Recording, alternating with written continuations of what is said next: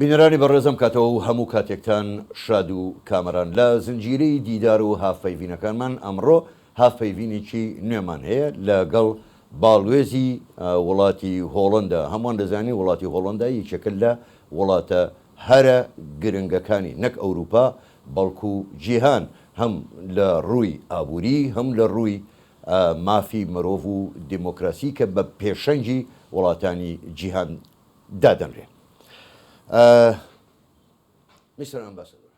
جەنابی باڵوێز زۆر سوپاسە دەکەین بۆ ئەم چاوپێکەوتنە لەگەڵ کوردستان 24.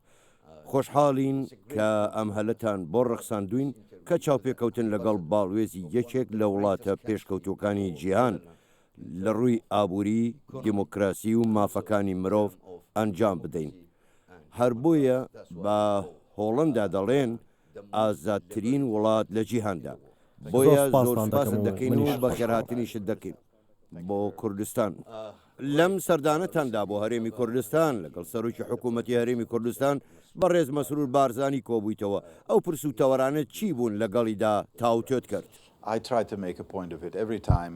هەر کاتێک لە بەغداوە سەردانی هەرێمی کوردستان دەکەم هەمیشە هەوڵ دەدەم لەگەڵ سەرۆکوەزیراندا کۆبوومەوە و لەم کۆبوونەوەی ئەم جارەشماندا زۆر پرسمان باس کرد لە بوارەکانی سیاسی، ئاسایش، ئابووری، دۆخی مافەکانی مرۆڤ و پرسی چاکسازی هێزەکانی پێشمەرگە. بۆیە ئێمە باس لە هەموو پرسە پەیوەندیدارەکان دەکەین و پەیوەندیشی پتەومان لە نێوان هەردوولادا بنیاد ناوە. با پرسیارێکی گشتی بکەم. ئێستاکە دۆخی عێراق بەرەو ئاڵۆزی زیاتری سیاسی و سەربازی تێدەپەڕێت.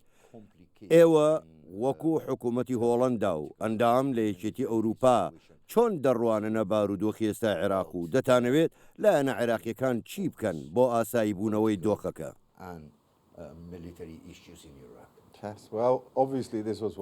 لە ڕاستیدا دۆخی ئێستای عێراق یەکێک بوو لە تەوەرەکانی کۆبوونەوەکەی ئەم جارەمان لەگەڵ سەرۆکوەزیران لەبەرەوەی ئێستاکە لە دۆخێکی ئاڵۆزداین بە تایبەتی لە پرسی هاوڵەکانی پێکێنانی کابینەی نوێ. لە لای خۆمەوە وەکو نوێنەری وڵاتێکی ئەوروپی لە عێراق ئێمە هیوادارین بە زووترین کات حکوومەتێکی بتە و پێکبێنرێت کە ڕنگدانەوەی ئەنجامەکانی هەڵبژاردننی ئۆکتۆبەری ڕابردوو بێت و هەروەکو دەشزانین ئێمە چاودێری هەڵبژاردنەکانمان کرد و هیوادارین کە حکوومەتێک پێک بێت کە بتوانین هەمانگی لەگەڵ بکەین.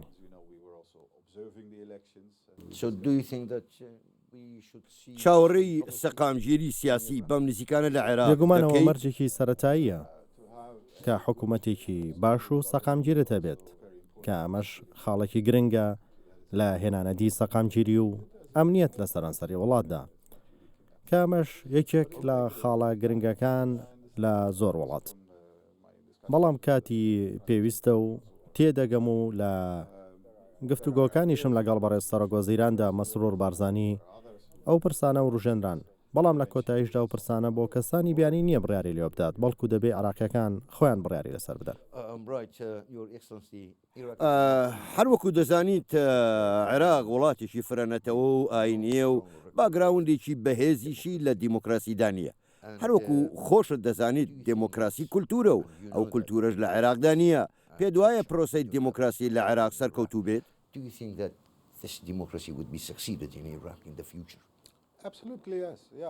هیچ گومانی تێدا نییە، باوەڕم وایە سەرکەوتوو دەبێت. بۆ نمونە ئەگەر تەماشای وڵاتەکەی خۆم بکەم دەزانم کە دیموکراسی لە ڕۆژێکدا بنیاد نەنرا. ئەوە پرۆسەیەکی درێژە و پێویستی بە پەرەپێدانە و وەکو ئاماژەشت پێدا ئەوە کللتورە.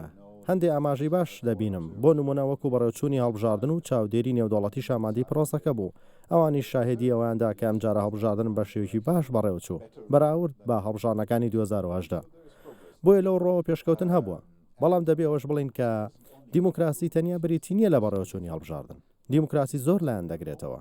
دیموکراسی لە ماڵەکەی خۆشدا هەیە. کاتێک حەزت لە بابەتێک دەبێ ئەو ئازادێت هەبێت کە بە باوکت بڵی کە چوومە زانکۆ دەمێت لەو بوارەدا بخوێنم کە حەزم لێتی. دیموکراسی بریتە لەوەی چۆن لە قوتابخانە مامەڵە دەکەیت و ئایا مامۆستاکە تەنیا فەرمان دەکات یانیش بە گفتوگۆ لەگەڵ قوتابیەکانی بڕیار دەدات. دیموکراسی هەموو بەهاکانی ژیان دەگرێتەوە ئەمەش تەنیا لە شەو ڕۆژێکدا نایەتە ئاراوە ئەوە پرۆسەیەکە کە دەبێت کاری لەسەر بکرێت و ئێمە بڕواکی بەهێزمان بە دیموکراسی هەیە و وەکو هاوپەیمانی حکوومەتی مرکزی و حکوومەتی هەرێمی کوردستانیش ئێمە لێرەین بۆ ئەوەی هاوکانی ئەم بکەین و پەرە بە و پرۆسێ بدرێت و سیمینار و گفتوگوی جدی لەسەر بکرێت تاکو ئەو کۆمەڵگەیە زیاتر لە کۆمەلگایەکی دیموکراسی نزیک بکەینەوە. دوانە با بینە سەر پرسی سەربازی وەکو دەبینین ماوەیەکە چەکدارانی داعش هێرشەکانیان لە عێراق و سووریا فراوانتر کردو و ئێستا ترسێک هەیە کە جارێکی دیکە داعش خۆی ڕێکخستۆتەوە و هێرشەکانی زیاتر دەبن لە قۆناغی ئایندە بە تایبەتی لە عێراق ئێوە چۆن دەڕوانە دووبارە دروستبوونەوەی هەڕەشەکانی داعش لە ناوچەکە. هەروەکو دەزانێت هۆڵەندا ئەندامی هاوپەیمانی نێودوڵەتیە لە دژی داعش و ڕۆڵمان لەو هاوپەیمانێتی هەیە و زۆر خۆشحاڵین لەوەڕکەی لەو هاوپەیمانەتی هەمانە هەرچەندە لە ساڵی 2017 خلافەتی داعش کستی پێێنرا باش دەزانین کە هزر و بیرکردنەوەی داعش ماوە و هەندێ ڕێخستنیشان ماوە ئێمە ئاگاداری هۆڕەشین هەر بۆیە بڕیارماندا بمێنینەوە و هێزەکانمان لێرە جێگیر کردووە سەبارەت بە هەوڵی هەڵاتنی زیندانیانی حەسەکە ئەمە مای نیگەرانێکی زۆرە و هەرچەندە لە دوای چەند هەفتەیەک وا پێدەچێت دۆخەکە کۆنتترۆل کرابێتەوە بەڵام هەرمایی نیگەرانیە و هەڕەشەی داعشیش پرسێکە هەمیشە لەگەڵ بەرپرسانی بەغدا و هەرێمی کوردستان باسی لێوە دەکەین.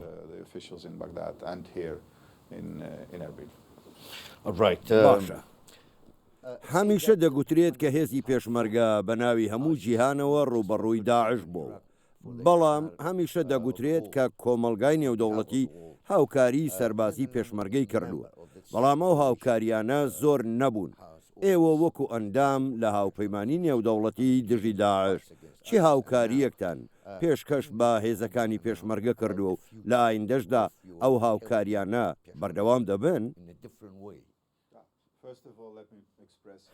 دەمەوێت جارێکی دیکە سوپاسگوزاری خۆمان وەکو حکوومەتی هۆڵەندا دووپات بکەمەوە بۆ ئەو ڕۆڵەی پێشمەرگە لەو شەڕەدا هەیبوو و ڕۆڵێکی سەر سۆرهێنەریان هەبووە ئێمە بە دوو شێواز هاوکاری پێشمەرگە دەکەین یەکەمیان وەکو ئەندام لە هاوپەیمانی نێودوڵەتی وەکو جێگیرکردنی 150 سەرباز لە هەولێر کارێکیان پاراستنی فڕۆکەخانەیە دومیشیان وەکو حکوومەتی هۆڵەندا هاوکاری پێشمەرگە دەکەین وەکو هەندێ ڕاوێژکارمان هەیە هاوکاری وەزارەتی پێشمەرگە دەکەن لە پرۆسەی چاکسازی لەو وەزارەتە و پرۆسەی یەخستنەوەی هێزەکانی پێشمەرگە ئەمەش بە مەبەستی زیاتر پێشخستنی توانایی هێزی پێشمەرگە پرۆسەکە بە شێوەیەکی باش بەڕێوە دەچێت بەڵام دەبێ بزانڕێت کە ئەوەش کاتی پێویستە و بە خاوی دەڕات بەڵام لە ڕاستیدا هەنگاوی مەزن هاوێژراون لەو بارەیەوە و بە تایبەتی لە پرسی خانەنشینی پێشمەرگەدا و هەروەها ژمارەیەک لە بەتالیۆنەکانی پێشمەرگە تێکەڵ کراونەتەوە و هەروەکو لەوە پێش ئاماژەت پێدا وەکو دیموکراسی ئەمەش کللتورە و کاتی پێویستە.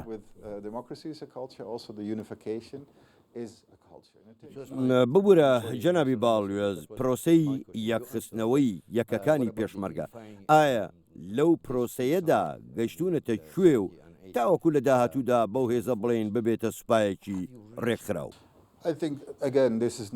جارێکی دیکە دەیڵێمەوە ئەم پرۆسەیە پێویستی بکاتە بەڵام هەندێ ئاماژەی پۆزتیفەن و ژمارەیەک هێز هێنراونتە ژێر فەرمانی وەزارەتی پێشمەرگە و ئەمەش هەنگاوێکی باشە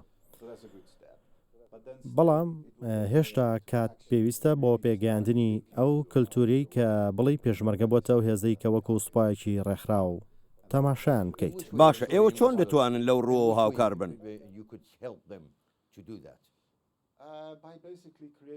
بە دانانی هەمانەوە میکانیزم و پێکاتانی کە لە نێو سوپایەکی پرۆفیشناڵدا هەیە دواتری شەندی ڕێکاردا دەنیت کەوا دەکات ڕابێت لە سەر و سیستمە و هەمان جلوبەرگ بپۆشن و هەمان موچە دەبێت و هەمان تەمەنی خانە نشینی بۆ هەمووان هەبێت ئەمەش شتێکی نوێ نییە و زۆر وڵات بە هەمان قۆناغدا تێپەڕین و ئێوە تاکنین و وڵاتی زۆر هەن کە هەمان قۆناغیان بینیوە.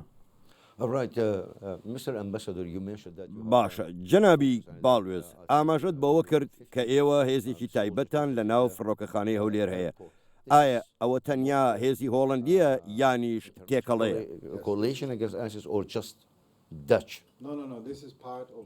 نەخێر تەنیا سەربازی هۆڵندین و ئەرکیەوان ئێستا پاسەوانی و پاراستنی فڕۆکەخانەیە. بەڵام لە هەمان کاتیشدا ئەوە هاوپەیمانی نێودەوڵەتیە کە بڕیار دەدادە و هێزانە لەکوێ بن و ئەرکیان چییە و بۆ ئێستاش ئەوان لە فڕۆکەخانەی هەولێر جێگیر کراون.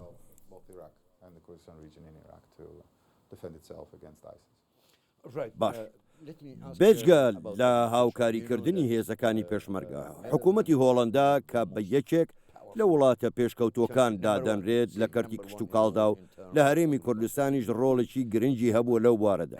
ئێوە چۆن دەتوانن هاوکاری کوردستان بکەن لەو بوارەدا بە تایبەتی لەوەی کە کوردستان خاکێکی بەپیتی هەیە بۆ کاری کشت و کاڵی؟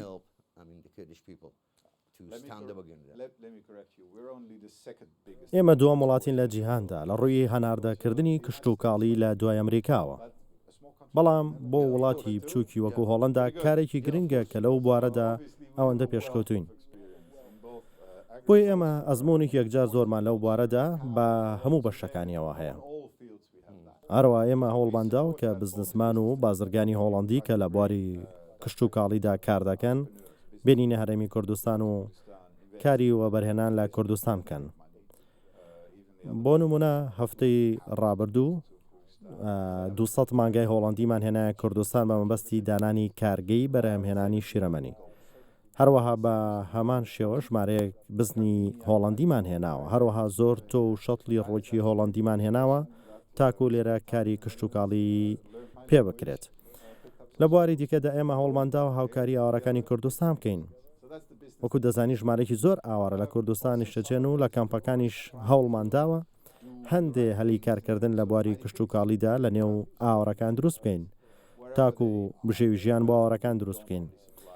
ئێمە بە خۆشحاڵی و کارانە دەکەین و لە زۆر ئاستی جیاوازدا پرۆژەمان هەیە و کار دەکەین. ساڵی ڕابردوو شان بەشانی بەڕێز مەسرور بارزانی کارگەی بەرەمهێنانی چپسمان لە بەردەڕەش کردەوە کە بریری 6 ملیۆن یۆرۆ خزمەتگوزاری تێدا کراوە. بۆ ئێمە لەو بوارەدا زۆر ئاکتیڤین و ئەگەر کاری کشت و کاڵی دەوێت قسە لەگەڵ هۆڵندیەکان بکە.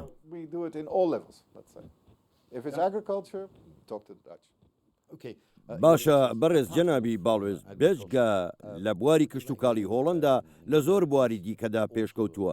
ئایا لە چی بوارێکی دیکەدا هۆڵندا دەیەوێت کاری وەبەرهێنان لە کوردستان بکات؟ هەروکو خۆت ئاماژەت پێدا کوردستان لە خاکێکی بەپیت و دەوڵەمەندە. لەگەڵ ئەوەشدا ئێوە توانای مرۆیتان هەیە و لە کوردستان کۆمەڵگەیەکی گەنجە بەوەی ژمارەیەکی زۆر لاو لە کوردستان هەن و یەکێک لە پرۆژەکانیشمان لە کوردستان بە ناوی کۆرنەری پرتەقاڵی مەبەست لەو پرۆژێش هاوکاری گەنجی لێهاتوو بەتوانا دەکەین کە تەمەنیان لە نێوان 20 بۆ 22 ساڵیدایە و بیرۆکەی نوێیان پێ و دەیانەوێت خۆیان پێ بگێنن. جا گرنگ نییە لە چ سێکتەرێکدا بیرۆکیان هەیە. بۆ نمونە لە بواری تەکنەلۆژیا بیناسازی هەندێک جار پیشەسازی بۆیە هەر کاتێک دەرفەتی کارکردن و وەبەرهێنان هەبوو ئێمە ئەوە هەوڵ دەدەین کاری لەسەر بکەین. جەنابی باڵوێز پرسیارێک هەیە حەز دەکەم بە ڕاشکاوانە وەڵام بدەیتەوە.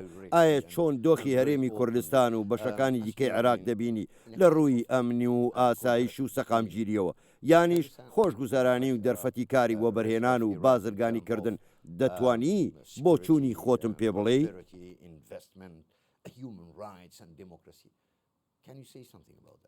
بەدڵنیاییەوە ڕوون و ئاشکرایە کە زۆر ئاسانترە کاری وەبەرهێنان و بازرگانی کردن لە کوردستان بکەیت بە بەراورد لەگەڵ بەشەکانی دیکەی عێراق لەبەرەوەی دۆخی ئەمنی لێرە باشترە. زۆر زەحمەترە بزنسمانێکی هۆڵندی ڕازی بکەیت بەوەی کار لە بەشەکانی دیکەی عێراق بکات چونکە دۆخی ئاسایشە و ناوچانە لەبەر نییە. بەڵام ئەوەی هەڵمانداوە کە ئەو پەیوەندی بەهێزەی لە نێوان وەبەرهێنەرانی کورد و هۆڵندی هەیە و سوود لەو پەیوەندیە بتەوانە وەربگرین و شۆڕی بکەینەوە بۆ ناوچەکانی دیکەی عێراق. ئەمەش دەکرێت نمونەیەکی پۆزەتیڤ پیشان بدەیت و خەڵکی دیکەش چاوی لێ بکەن. تۆ ئاماژەت بە مافەکانی مرۆڤ کرد. زۆر گرنگیشە کاتێک هاوپەیمانی یەکتر بین پێویستە نیگرانیەکانی خۆمان بگەێنین. بۆیە گرنگە بە ڕاشکاوانە بۆچوونی خۆمان بە یەکتری بگەێنین. بۆ نمونە ئەو ڕۆژە کەسێک کە ڕەگەزی خۆی گۆڕی بوو کوژرا کە ئێمە زۆر پێی دڵگران بووین و ئێمە چەندین جار داوامان کردووە کە تاوانباران دەستگیر بکرێن. چونکە نەهێشتنی ئەو کارانە و بوونی دۆخێکی سەقامگیروا دەکات کە پەیوەندیەکان پتەوتر بن. بۆیە پێمان گرنگە ئەو نیگەرانیانە بگەێنرێت و هیواداریشین بە جدی وەربگیرن. And those concerns need to be made, and I hope they will be taken seriously. زۆر چاکە. کورد هەمیشە بەوە ناسراون کە میوان دۆستن. ئێوە کە سەردانی هەرێمی کوردستان دەکەن حەستان لە چی هەرێمی کوردستان و چی خەسڵەتێکی کوردستان سەرسامی کردووە؟ لەو بڕادام کە گەلی کورد نمونەیەکی درەوشاوی میوان دۆستین. هەمیشە کە دێم هەست دەکەم دەچمەوە بۆ وڵاتی خۆم. بێگومان وەکو دیبلۆماتکار کەم شوێن هەیە لە جیهاندا کە هەست بە و گەرمی و میوان دۆستی کە لە کوردستان هەیە هەستی پێ بکەم. هەر بۆیە زوو سەردانی کوردستان دەکەم نەک تەنیا سەردانی هەولێر بەڵکو سەردانی سلێمانی، دهۆک، هەڵەبجە و زاخۆ و هەر شوێنێک دەچم بە گەرمی پێشوازیم لێ دەکرێت.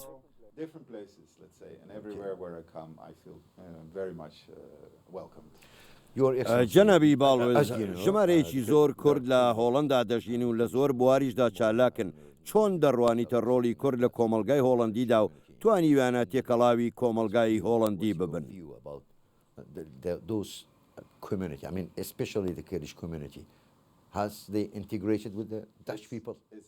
لە ڕاستیدا پەیوەندیکی بەهێزەیە. بە هەزاران کورد لە هۆڵەندا دەژین. لە هەرێمی کوردستانی شێستاکە نزیکەی 7,000 کوردان کە هەڵگری پاسپۆرتی هۆڵەندین و دەچمە هەر شوێنێک کەسێک دێتە لام و پێم دەڵێ کە هۆڵەندیە. لە هەموو شوێنێک دایان بینی. خەڵکانێک بە شێوەیەک لە شێوەکان پەیوەندیەکیان لەگەڵ هۆڵەندا هەیە. هەتا وەزیری دەرەوەی عێراق فواد حوسێن پەیوەندی بە هۆڵەنداوە هەیە. باشە جەنابی باڵێز زۆر دیبلۆماتکاری دیکە هەمیشە حەزیان بە خواردنی کوردی هەیە. ئێوە حەستان لە چ خواردنێکی کوردی هەیە؟ بێگومان حەزم بە خواردنی کوردی بە هەموو جۆرەکانیەوە هەیە. کەباب و زەڵات و زۆر جۆری خواردنی کوردی هەبوون. بەڵام دەبێ ئاگاداری خۆم بم ئەژینا قەڵەوە بم. باشە جەنابی باڵێز دواپرسیارم ئەوەیە کە چۆن هەرێمی کوردستان دەتوانێت سوود لە ئەزمون و توانایی و پێشکەوتویی حکوومەت و کۆمەلگای هۆڵەندی وەربگرێت. لە ڕاستیدا وەڵاماکە لەوەدایە کە ئێمە بڕوامان وایە کە ئێمە خۆمان بە نزیکتر بزانین و حەز بکەین ئێمە دوو دراوسەین باشین لەگەڵ یەکتری. لەبەرەوەی ئەگەر پەیوەندیت لەگەڵ دراوسەکانت باش بێت ئەوە دەتوانیت پێش بکەویت و ئێمە شۆک و هۆڵەندا خۆشحاڵین هاوکارتان بین لە دابینکردنی سەقامگیری و بەهێزکردنی ئابووری. ئەمەش چەقی بەهێزکردنی پەیوەندی دووقۆڵیە. بۆیە هەز دەکەم باشترین پۆستم هەیە. And that's why I think I probably have the nicest job in the world. Right. Mr. Ambassador, thank you very, very much. باشە جەنابی باڵێز زۆر سوپاست دەکەین بۆ ئەم چاوپێکەوتنەوە خۆشحاڵین بەوەی کاتی خۆتت پێبەخشین و دووبارە سوپاست دەکەین. بینەرانی بەڕێز بەم جۆرە کۆتایی بە چاوپێکەوتن و دیداری ئەم جارەمان لەگەڵ زۆر بەڕێز میشێل ڕێتنار باڵێزی هۆڵەندا لە عێراق کۆتاییمان پێهێنا تا دیدارێک و هاپەیبینێکی نوێ شاد و بەختەوەر.